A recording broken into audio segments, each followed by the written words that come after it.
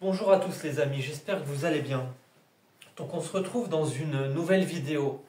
Donc je vous avais fait un petit protocole de 5 exercices, vous vous rappelez, euh, pour la douleur chronique. Donc je vous avais fait un protocole de 5 exercices spécial douleur chronique avec deux exercices de mobilité. D'accord? Donc on avait vu le chat-chien, on avait vu la rotation du tronc et 3 exercices de renforcement. Un renforcement pour le quadrant supérieur, donc le haut du corps, de type shoulder press que j'ai un peu modifié. C'est-à-dire qu'à la base c'est un gainage en fait, ça. C'est un gainage du cou et des épaules et je vous ai repris ces mouvements mais je les ai adaptés debout pour ceux qui auraient des soucis par exemple à se lever, tu vois, quand tu es au sol, se lever tout seul du sol, tu vois ce que je veux dire? S'il y a un souci de genou par exemple ou de hanche, d'accord. Je vous ai montré aussi bien sûr le squat, qui est un exercice de réadaptation essentiel avec notamment l'élastique en plus que vous mettez autour de vos genoux pour faire de l'antivalgisation, donc particulièrement renforcer l'abduction et le fessier, d'accord. Et de la même manière, je vous ai montré aussi le deadlift.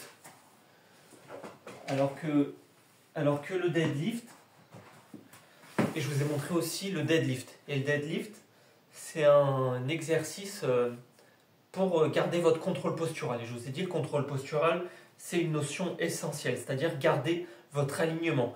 Et donc, on a beaucoup de salles de kiné qui n'en ont rien à foutre du contrôle postural, c'est-à-dire qui ne vérifient pas que la personne aligne correctement son corps dans l'espace. Il faut que le bassin soit aligné, que la colonne vertébrale soit alignée, parce que quand il y a une douleur, il y a souvent une perte de spatialisation et de déplacement en fait au niveau du cortex. Et des membres ne sont plus perçus correctement. Et donc j'ai un schéma moteur de ma mobilité globale qui n'est pas le bon.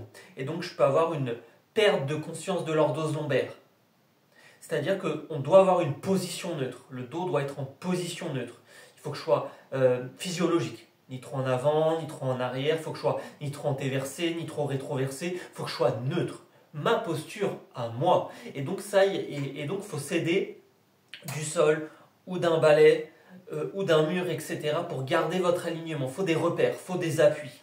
Et donc cette notion de contrôle postural, elle va être essentielle aussi pour aujourd'hui, pour le protocole que je vais vous présenter. Donc c'est un deuxième protocole spécial douleur chronique, mais qui est plus adapté, qui est peut-être plus doux déjà, et qui est plus adapté peut-être pour les lombalgies chroniques, les pubalgies chroniques, les soucis de coordination, transfert de force au bas, d'accord?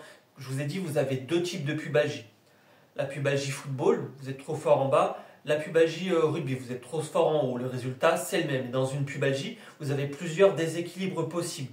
Des déséquilibres péripelviens, c'est-à-dire au niveau du pelvis, et des déséquilibres péripubiens, c'est-à-dire au niveau du pubis. La pubalgie, c'est pas que le pubis, malgré ce qu'on peut penser. C'est aussi le psoas, c'est aussi la hanche. Et c'est aussi les hernies inguinales. La pubalgie, elle est multipathologique.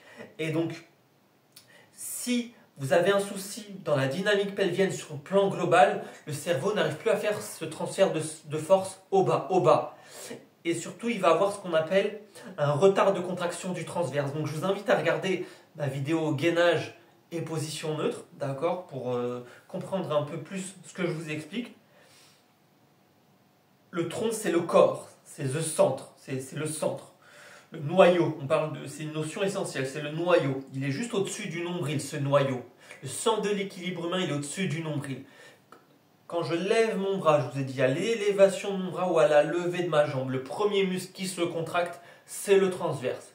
Le transverse qui est synergique avec le périnée, donc au niveau du plancher pelvien, et le multifide, qui est un érecteur du rachis, qui va prévenir notamment les hernies discales. Donc il faut travailler son multifide quand on parle d'hernie discale. Et pourtant, le multifide, c'est le grand oublié des salles de kinésithérapie. Parce que je ne vais pouvoir le recruter que si j'engage de manière préalable et coordonnée le périnée et le transverse. Et on a des gens qui sont starters du périnée, des gens qui sont starters du transverse. C'est-à-dire que tu as certaines personnes, c'est le transverse qui lance le périnée, d'autres c'est le périnée qui lance le transverse. Donc il faut les dissocier et puis les coordonner après. Pour voir un peu s'il y a un retard, s'il y a une bonne coordination, il faut évaluer un peu cette dissociation et cette coordination et cette vitesse d'engagement. Parce que je vous ai dit, la vitesse de contraction du muscle change sa force. Et le meilleur moyen de relâcher un muscle, c'est de l'activer. Mais comment je peux activer un muscle que je n'arrive pas à mobiliser? Et donc, il faut une bonne proprioception. Il faut une sensation du mouvement. Et quand il y a une douleur chronique, le souci c'est que je n'ai plus ma sensation du mouvement parce que je n'ai plus mes bons repères gravitaires. D'accord? Les muscles antagonistes, c'est les muscles qui combattent la gravité. Et quand il y a une lombalgie chronique, les muscles antigravitaires, que sont les érecteurs du rachis, etc., le fessier, etc., les muscles posturaux, si tu veux, les muscles postérieurs, les freins du corps humain qui font que je ne me tombe pas en avant. Devant c'est des moteurs, derrière c'est des freins, je vulgarise, hein, je simplifie vachement, et ils vont pas envoyer les bonnes informations à mon cerveau, ces muscles. Le cervelet, c'est la posture antigravitationnelle, c'est aussi l'harmonisation du mouvement et la coordination. Vous comprenez donc que quand on parle de douleur chronique, on doit corriger la posture antigravitationnelle, la coordination du mouvement et l'harmonisation du mouvement. C'est pas du renforcement bête et méchant. Il y a des étapes. On mobilise, on active, on intègre, on relâche, on renforce, on réadapte. Et donc, comment je peux activer un muscle que je n'arrive pas à recruter avec mon cerveau? C'est impossible. C'est pour ça que vous avez des échecs thérapeutiques et que quand on parle de douleur chronique, personne ne s'en sort au niveau mondial. D'accord? Le taux de guérison de douleur chronique dans le monde, il est de 0%. 0. Pas 1, 0. Peut-être parce qu'il faut s'interroger un peu plus sur ce que je vous raconte. Peut-être qu'il faut s'interroger au lieu de chercher qu'est-ce qu'on a, qui a fait quoi, et regarder qu'est-ce qui fonctionne pas. Il y a 3 fondamentaux, je vous ai dit. Le contrôle postural, c'est-à-dire savoir m'aligner, que le mouvement soit correct dans l'espace. L'engagement préalable du périnée, du transverse et la respiration. Bon, aujourd'hui, on va travailler que de manière superflue la respiration pendant un bird dog modifié. Donc on va le travailler, mais c'est une notion essentielle. D'accord? Vous devez souffler, expirer dans les réserves expiratoires, inspirer dans les volumes courants, mais sans mettre une pression excessive dans le ventre. Pensez à inspirer en 3 dimensions, ventre, thorax, côte. C'est physiologique. Le diaphragme, il descend, il fait un piston. Le psoas, il est connecté de manière directe au diaphragme. Et le diaphragme est connecté par l'intermédiaire d'un fascia au transverse. Le transverse, il est synergique avec le périnée et le multifide. Le psoas se coactive avec le fessier. Le fessier, quand il ne marche pas, il va chercher dans les rotateurs de hanche, piriforme, obturateur interne, externe, jumeau supérieur, carré fémoral. Et eux vont chercher dans les adducteurs. Les adducteurs se coordonnent avec les obliques, chaîne croisée, abdos pubofémoral croisé, qui se fixent sur le pubis pour que le bassin ne bouge pas quand je marche. Et vous avez ce transfert de force, jambes-ventre, au bas, assuré, si tu veux, par la sangle abdominale, par les abdominaux, mais aussi par l'articulation sacro-iliaque, et un psoas qui est raide empêche la bascule du sacrum. Le fessier fait les mouvements synchronisés avec le grand dorsal, et le grand dorsal fait le transfert de force au bas aussi. Et bien sûr, le psoas, c'est le seul muscle qui relie les jambes et le dos, et le grand dorsal, c'est le seul muscle qui relie la ceinture occipitale la ceinture scapulaire à la ceinture pelvienne. Et toutes les courbes du dos dépendent de l'angle du bassin, c'est-à-dire cette ceinture pelvienne, l'angle sacro-lombaire, qui est génétiquement invariable, acquis entre 5 et 12 ans. Et donc, il faut regarder comment on fonctionne, comment on compense. Le but, c'est pas d'être le plus symétrique possible, c'est d'être le plus physiologique possible. Mais faut-il faire la différence entre une asymétrie positionnelle, je suis né comme ça, et une asymétrie de mobilité. Je m'adapte comme ça et donc j'ai des micro-mouvements anormaux et je suis instable. Je vous l'ai déjà dit, il faut être stable et mobile en même temps. Et il faut être mobile avant d'être fort. Et donc je ne peux pas mobiliser, je ne peux pas activer un muscle que je n'arrive pas à mobiliser. C'est aussi simple que ça. Et donc, là, aujourd'hui, je vous ai préparé un petit programme de deux exercices de mobilisation. Un exercice, si tu veux, c'est un étirement, si on veut, c'est un petit étirement actif, d'accord? Et 2 exercices de renforcement. Donc, un bird dog modifié, un pont fessier modifié, et je vous mets en bonus une planche modifiée, le beer plank. Et je verrai ça avec vous en fin de vidéo. Vous comprenez, c'est que tant que j'arrive pas à me stabiliser au niveau de ce ventre, au niveau de ce tronc, j'arrive plus à me dissocier, j'arrive plus à faire ce transfert de force au bas. Et donc je n'ai plus de stabilisation abdomino-lombo-pelvienne. Vous comprenez qu'on est sur un complexe articulaire interdépendant, le complexe LPF, c'est-à-dire lombo-pelvi-fémoral, hanche, pelvis, rachis, lombaire, et qui sont interconnectés. S'il y en a un qui déconne, les trois déconnent.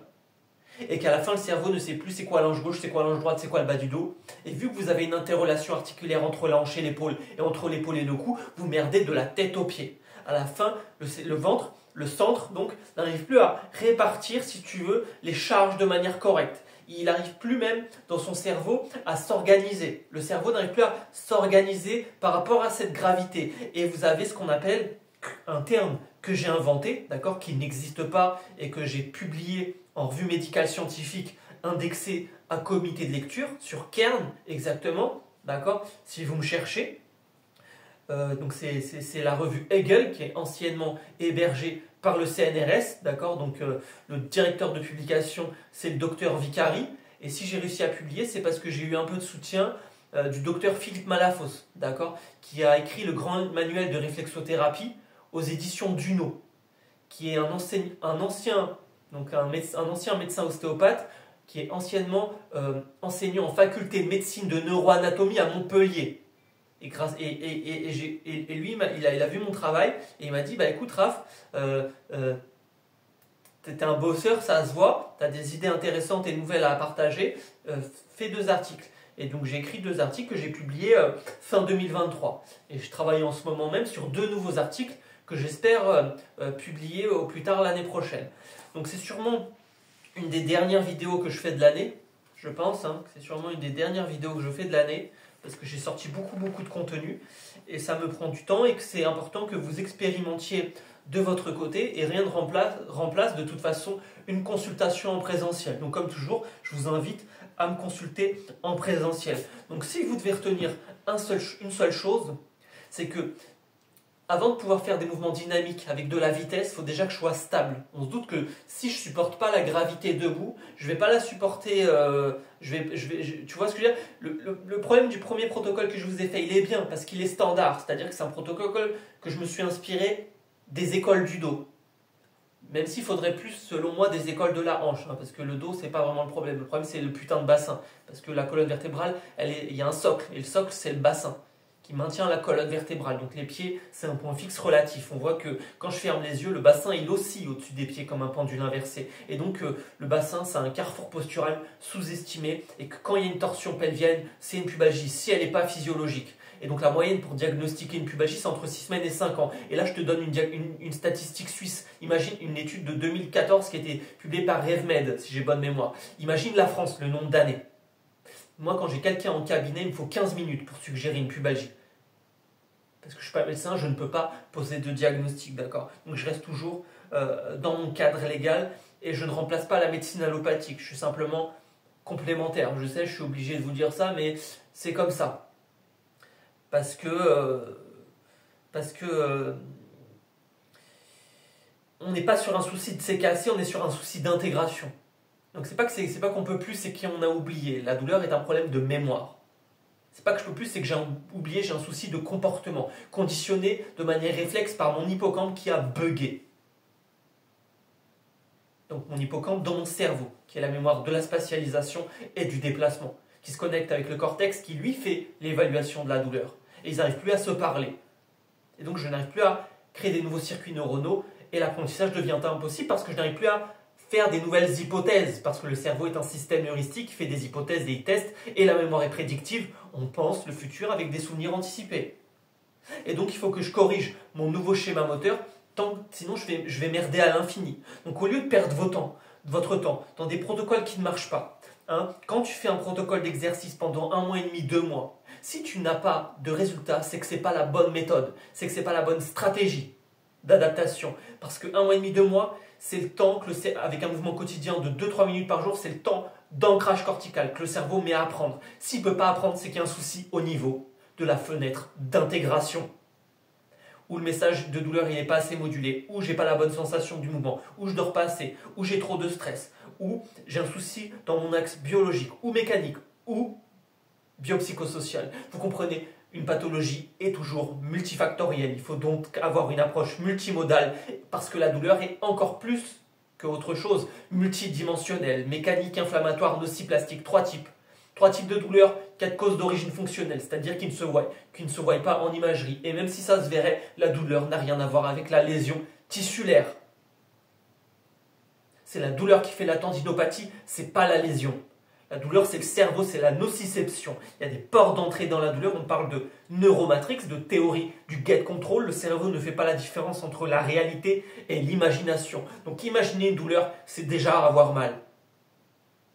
Mais c'est pas dans la tête, c'est dans le système nerveux. Et donc il faut des nouvelles connexions neuronales et qu'elles soient durables. Donc il faut une bonne proprioception. La proprioception étant une excitation du corps par rapport à lui-même. Je vous ai dit, j'ai des petites notions en biologie cellulaire. J'ai suivi quelques cours en biologie cellulaire, d'accord. Et on parle de crosstalk. Les cellules doivent se parler. Et là, elles ne parlent plus. Il n'y a plus de fluidité membranaire, on dit. Donc là, je vous ai présenté un protocole pour vous permettre de reprendre possession et surtout conscience de votre centre gravitaire au niveau du corps, au niveau du centre. Donc c'est un protocole qui est très intéressant, qui peut être adapté à beaucoup d'entre vous qui sont en impasse thérapeutique. Donc si vous n'avez pas de résultat, il faut des nouveaux exercices, il faut revoir vos stratégies au bout d'un moment. Donc je vous invite encore une fois à me consulter pour que j'essaye de suggérer et de définir votre étiologie et forcément un protocole adapté. Pas d'étiologie, pas de protocole adapté, c'est-à-dire si on n'a pas la cause de la cause, on ne peut pas trouver les bons exercices. Et donc, s'il n'y a pas d'exercice, il n'y a pas de résultat. Parce que je vous ai dit, s'il n'y a pas de travail actif dans lequel je fais intervenir mon cerveau pour faire des ponts par l'expérience, en plasticité par l'expérience, la douleur chronique est une plasticité pathologique ou anormale. Ce n'est pas un souci de plasticité réactive, il n'y a rien de cassé, il n'y a rien à régénérer, il y a simplement à réorganiser le cerveau. Parce que le cerveau, il est plastique, il n'est pas statique, il est malléable.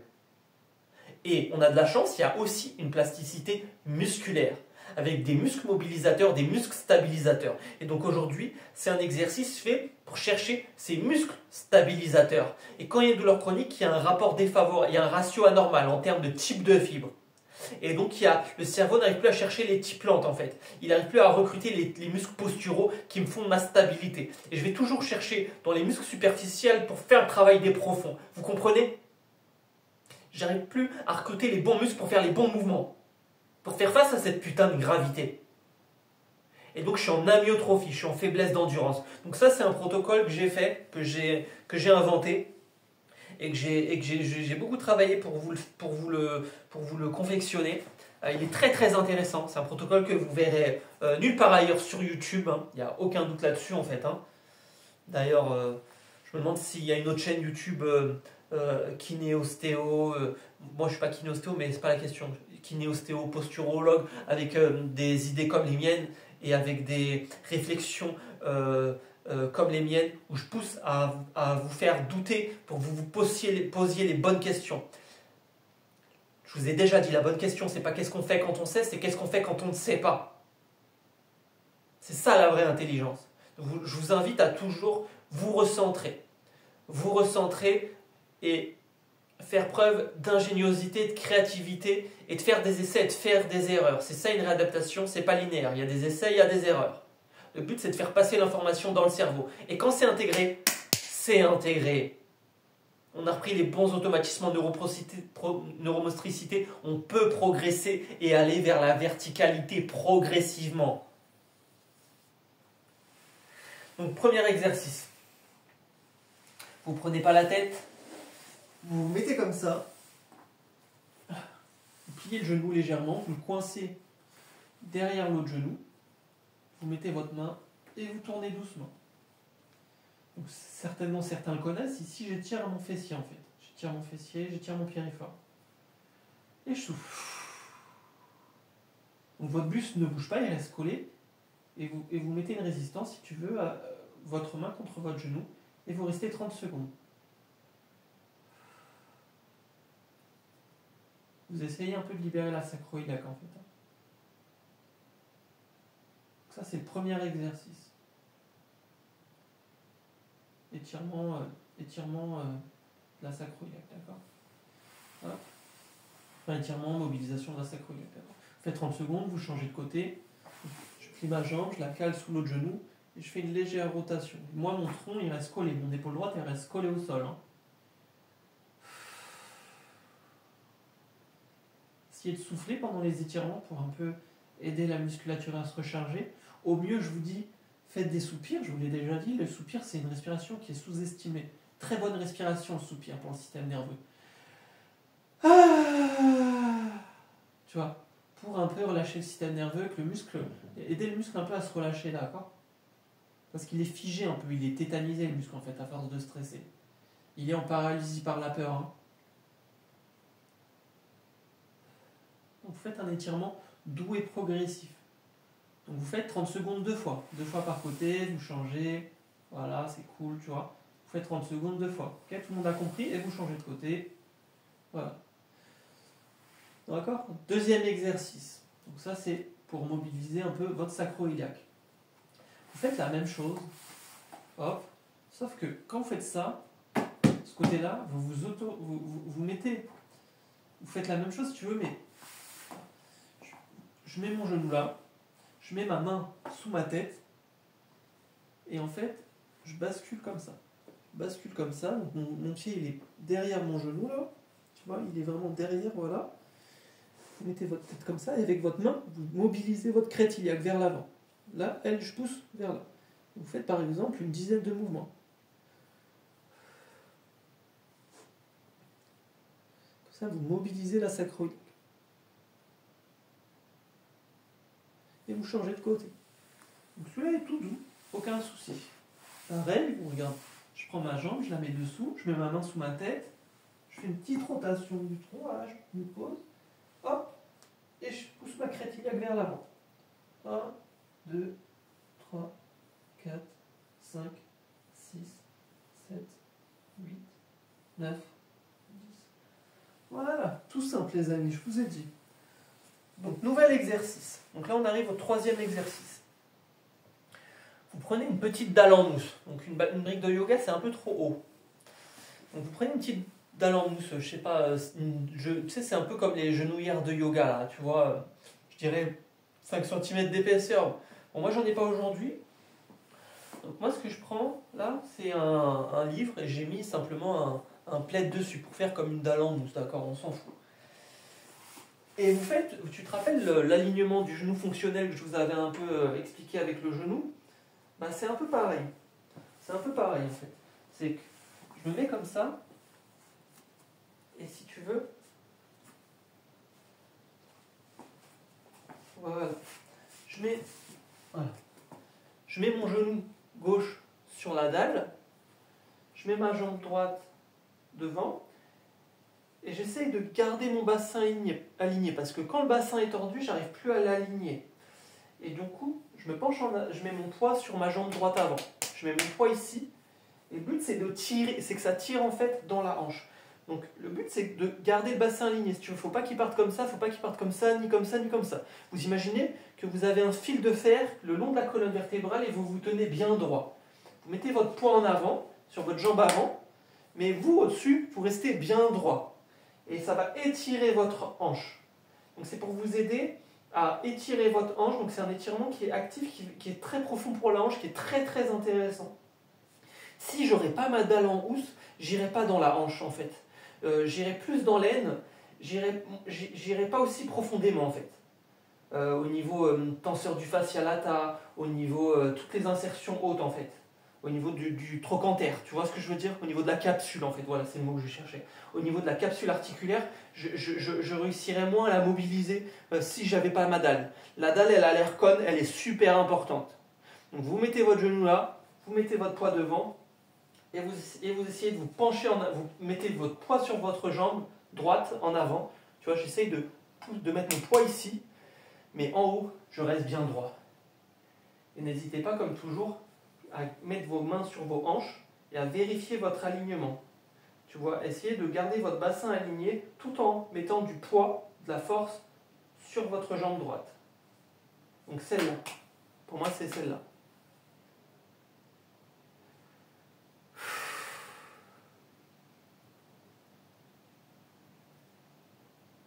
Celui-là, il a l'air con, mais quand vous allez le faire, vous allez comprendre hein, comment ça tire de ouf. Hein. Vous allez voir la différence avec un étirement en fente classique. Vous allez voir que ça n'a rien à voir. Donc pareil, si je fais un côté, je fais l'autre. Je mets mon genou ici, je mets ma jambe devant. Et je fais la même chose. J'essaye de garder mon bassin aligné, je reste bien droit. J'essaye de mettre du poids avec mon cerveau sur la jambe avant, sur la jambe gauche. J'essaye, si tu veux, de garder mon bassin aligné. Et là, ça va aider la hanche à s'étirer. Ça va aider la hanche à s'ouvrir, tu comprends? Et le bassin a basculé. Le bassin doit basculer. Je ne vais pas mettre une putain de semelle pour empêcher la bascule pelvienne qui déjà ne bascule pas assez. Quand il y a une pubalgie, il y a une hanche qui est instable et il y a une hanche qui est verrouillée. Hein? Donc c'est au muscle de faire ce travail de stabilisation et de coordination. Ce n'est pas quelque chose d'artificiel, je vous l'ai déjà dit. Donc, exercice très intéressant. Donc maintenant, je vais vous montrer le 4e exercice. C'est un bird dog modifié. Donc le bird dog, tout le monde le connaît, c'est un exercice qui est très répandu en salle de kinésithérapie. Pour ma part, c'est un exercice que j'ai fait quand j'ai eu mes soucis de dos à 26 ans. Je suis allé en cabinet de kiné, ils m'ont fait du bird dog tout de suite comme des porcs. Je me suis fracassé, d'accord, et je m'en suis pas remis en fait encore. Là j'ai 34 ans, j'avais 26 ans, je m'en suis pas encore remis à mon âge. Parce que la douleur, elle a sensibilisé. Vous comprenez que la douleur, elle laisse une empreinte dans le cerveau et le cerveau n'arrive plus à oublier la douleur, elle s'est intégrée dans mon cerveau. C'est un syndrome général d'adaptation, la douleur chronique, d'accord? Il y a une inscription en fait, hein. Il y a une empreinte, d'accord? Donc c'est difficile d'apprendre. On est sur quelque chose de neurologique, on n'est pas que sur du mécanique, on est aussi sur du neurologique, la douleur chronique. C'est pour ça que personne guérit en fait, hein. Parce qu'il faut prendre en compte cet apprentissage qui n'est pas pris en compte. Et on me faisait faire mon bird dog à la con comme ça, et on ne m'expliquait pas le contrôle postural, la respiration, l'engagement préalable du périnée et du transverse. C'est-à-dire que si je fais mon bird dog et que je n'engage pas avant et je ne maintiens pas mon périnée et mon transverse, mon ventre plat, mon nombril et mon périnée, eh ben je vais me fracasser. Je vais me fracasser. Donc ça ne sert à rien, c'est délétère. C'est même pas que ça sert à rien, c'est que c'est délétère. Et donc si je me suis empiré au fil du temps, c'est parce que j'avais pas les bonnes notions de base. On ne m'a pas appris à garder mon contrôle postural, on ne m'a pas appris à engager mon périnée, mon transverse, à déjà les coordonner en fait, hein, avant de les engager et de me mettre en position d'isométrie. Et on ne m'a pas appris à respirer. C'est que la respiration, c'est tellement sous-estimé.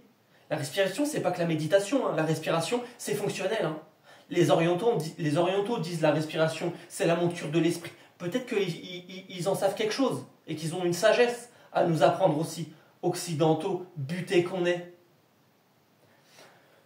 Donc, tu vois, le souci, c'est que je vous ai dit qu'il y a un souci de stabilisation abdomino-lombo-pelvienne, en fait, quand il y a une lombalgie chronique, d'accord, ou une pubalgie chronique. Il y a un souci de coordination et, du coup, le bird dog, souvent, on va dire de le faire, ouais, c'est celui-là, tu vois ce que je veux dire? C'est celui-là, c'est le chien oiseau. Tac, tac. Mais bird dog modifié, en fait, comme le bassin est tordu, j'ai plus conscience avec mon cerveau de mon centre de l'équilibre. Et du coup, vous allez faire la même chose. Vous allez mettre votre dalle en mousse sur votre genou, sur un de vos genoux. Vous allez faire comme ça. Donc là, il est sur mon genou gauche. Vous inspirez, vous soufflez. Périnée transverse, vous maintenez, pendant que vous maintenez, vous levez un tout petit peu la hanche droite. Tac. Et donc vous faites, je sais pas, 3-5 secondes, 5 fois par côté. Et vous changez de jambe. Donc vous commencez petit. C'est le cerveau, tu comprends? Et le but, et imaginez que j'ai un fil de fer et que je m'étire vers l'avant. Tu vois que j'ai un fil le long de ma colonne vertébrale et que je m'étire vers l'avant avec mon dos. Que je suis bien droit, je suis bien aligné. Donc j'inspire et je souffle. Périnée transverse, je maintiens. prendre conscience de mon centre de l'équilibre dans mon ventre. Donc je commence par lever mon genou très doucement. Et puis plus je vais devenir fort, plus je vais lever ma jambe. Plus je vais lever ma jambe. Et au bout d'un moment, je vais la mettre de plus en plus haut vers l'arrière. Et donc plus vous allez être stable, plus vous allez pouvoir la mettre vers l'arrière et plus vous allez pouvoir la tendre. Tu comprends que au début, vous gardez le genou fléchi pour ne pas mettre trop de pression dans le dos. Pas de mettre trop de pression dans la sacro-iliaque. Donc il ne faut pas aller dans une amplitude qui mettrait l'alignement en péril. Tu comprends? C'est qu'il faut que je garde mon alignement. Si je tremble ou si je me désaxe, eh ben, c'est qu'il faut que j'aille moins loin et que j'aille moins vite et moins longtemps. Il faut adapter. Donc vous changez de côté. Un côté et puis l'autre. Donc vous faites au début, périnée transverse, des tout petits mouvements pour stabiliser votre centre de l'équilibre. Et après, vous faites la même chose, mais avec un bras. Transverse. Faites un tout petit truc. Et vous changez de côté. Et vous changez de côté. Et puis pareil, plus je vais être fort, plus je vais tendre mon bras. Donc je démarre par une toute petite élévation, et plus je vais être fort, et plus je vais avoir de contrôle, plus je vais me permettre de le mettre droit. Parce que moins je risque de déstabiliser mon centre de l'équilibre. Tu comprends, c'est très important ce que je vous explique au niveau du tronc. Donc il faut commencer. Et une fois que vous êtes bon, vous faites la jambe et le bras en même temps. J'inspire, périnée transverse, je maintiens, et là je fais le bras en même temps. Et je change de côté, bien entendu.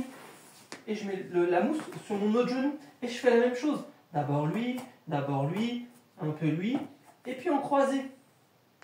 Tout en maintenant ce tronc. Et puis, plus je vais être fort, plus je tends mon bras et ma jambe. Au départ, je fais des tout petits mouvements.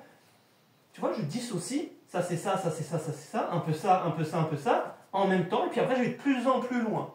Et de plus en plus longtemps. Il faut être progressif.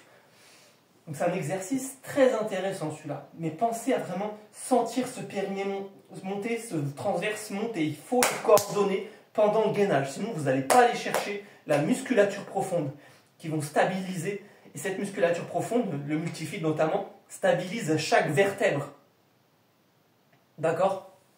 Donc c'est essentiel. Donc là, vous avez déjà de quoi travailler. Une fois que ça c'est intégré, que le Bird Dog est intégré, un autre exercice que je vous conseille, une fois que c'est acquis ça, vous voulez progresser, vous prenez 2 briques de yoga et vous faites un pont fessier. Donc un pont fessier modifié. Je vous ai fait une vidéo exercice pour le fessier. Dedans, vous en avez beaucoup. Donc là, c'est la même chose. Vous gardez les mêmes notions. Périnée transverse, je maintiens. Et après seulement, tout en maintenant, je lève le bassin. Mais là, vous surélevez les pieds. Et donc, le fait de surélever les pieds, c'est pour vous aider à mettre moins de pression sur le dos. Et donc, plus je vais mettre les briques loin, plus je vais renforcer mes ischios, plus je vais mettre les briques près, plus je vais renforcer le fessier, plus je vais écarter les jambes, plus je vais chercher le fessier, plus je les rapproche, plus je vais chercher les ischios. Quand vous faites largeur du bassin, vous travaillez de manière équilibrée et globale. Et plus je vais orienter mes pieds vers l'extérieur, les ouvrir vers l'extérieur pendant mon pont fessier, plus je vais chercher les fessiers. Les fessiers. D'accord? Particulièrement le moyen fessier, etc. Et si vous ne voulez pas mettre trop de pression dans le dos, vous pouvez le faire sur la pointe des pieds. Vous mettez sur la pointe des pieds et vous faites votre pont fessier. Comme ça, vous mettez moins de pression dans le dos et vous me chargez les jambes. Donc moi, je vous dis, vous ne prenez pas trop la tête. Prenez vos briques, ni trop loin, ni trop près. Les pieds ni trop ouverts, ni trop fermés. Largeur du bassin. D'accord? Largeur du bassin. Hop, voilà. Et vous inspirez. Périnée transverse. Et je maintiens. Et là, je lève. Et vous levez doucement. Pas très haut. Et vous redescendez. Et ça, c'est un super exercice. Plus vous allez être fort, plus vous allez pouvoir monter. Et plus vous allez pouvoir un peu changer. D'accord? Et après, sur les orteils, il est pas mal aussi. D'accord? Donc, commencez léger. 3-5 secondes une fois, et puis 3-5 secondes 5 fois, 10 secondes 5 fois, 20 secondes 5 fois, 30 secondes 5 fois. Et c'est bon. 10 secondes de pause, par exemple, entre chaque série. Ou 20 secondes de pause, d'accord? Il n'y a pas de règle. Il n'y a que vous qui pouvez doser la contrainte. J'ai cessé de vous dire. D'accord? Donc ça, c'est un exercice très intéressant. Un pont fessier modifié. Donc, Bird Dog modifié. pont modifié, déverrouillage de la hanche, mobilisation, étirement du piriforme, mobilisation de l'articulation sacro-iliaque, d'accord. Et je vais vous ajouter un bonus, une planche modifiée. Donc une fois que ça c'est intégré, que vous avez progressé, vous vous rappelez les planches modifiées, j'inspire périnée transverse, je maintiens et après je me penche en avant tout en maintenant. Je fais ma planche sur les genoux. Je vous ai dit que vous pouviez augmenter avec la difficulté en mettant vos chevilles et en levant comme ça. Ben, je vais vous en montrer un autre, c'est la beer plank. Vous inspirez, périnée transverse, vous maintenez. Et là vous levez légèrement les genoux. Là vous chargez le dos doucement. Tu vois, je lève tout doucement les genoux, tout en maintenant le périnée transverse. Et là je fais un gainage et très puissant, très intense, qui est une variante. D'accord.